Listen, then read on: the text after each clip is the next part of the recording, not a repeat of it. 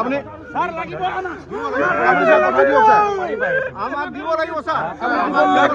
কংগ্ৰেছ দিয়ক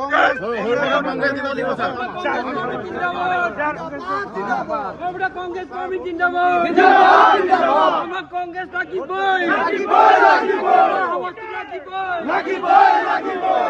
লাগিবই স্পষ্ট মত আপোনাৰ আগত প্ৰকাশ কৰিব আহিছো এতিয়া আপোনালোকে যদিও সিদ্ধান্ত লৈছে কিন্তু সিদ্ধান্ত আপোনালোকে বাতিল কৰিব লাগিব যদি বাতিল নকৰে অনাগত কালিৰ পৰহিলৈ ভিতৰত আমাৰ হাজাৰ হাজাৰ কংগ্ৰেছ কৰ্মীয়ে মুণ্ডন কৰিবলৈ ছাৰ সাজু আছে তাৰ কাৰণে কিন্তু জগৰীয়া আপুনি হ'ব লাগিব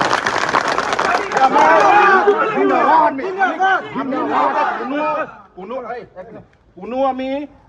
কেন্দ্ৰিত হৈ অহা নাই আমি আহিছো কংগ্ৰেছ কৰ্মী হিচাপে আমাক মুঠতে কংগ্ৰেছৰ কাৰণে সৰুপথাৰ সমষ্টিটো দিব লাগিব যদি নিদিয়ে কালিৰ পৰা আমি হাজাৰ হাজাৰ কংগ্ৰেছ কৰ্মী আমি মুণ্ডন কৰিম আৰু তাৰ বাবে আপুনি কিন্তু জগৰীয়া হ'ব লাগিব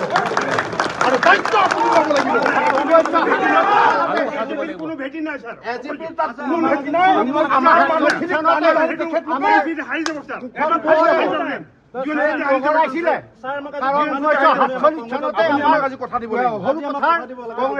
আমাৰ জিন্দাবাদ হৈ আছে গতিকে আমাক দিবই লাগিব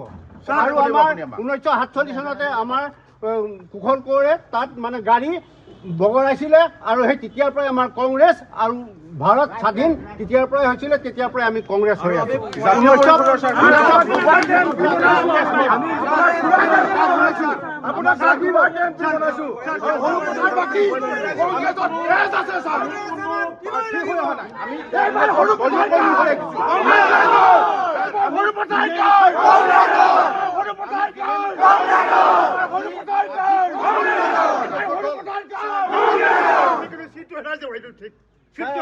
আমি কোনো কাৰণত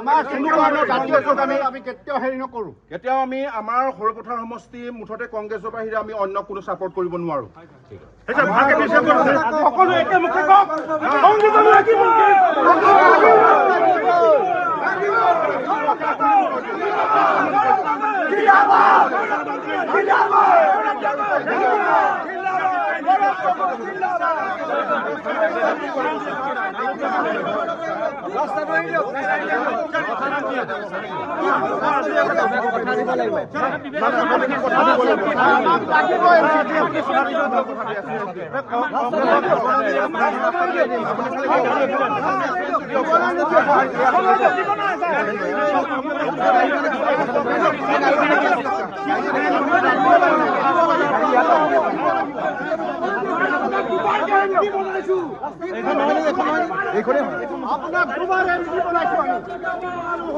আপোনাক দুবাৰ এমপি বনাইছো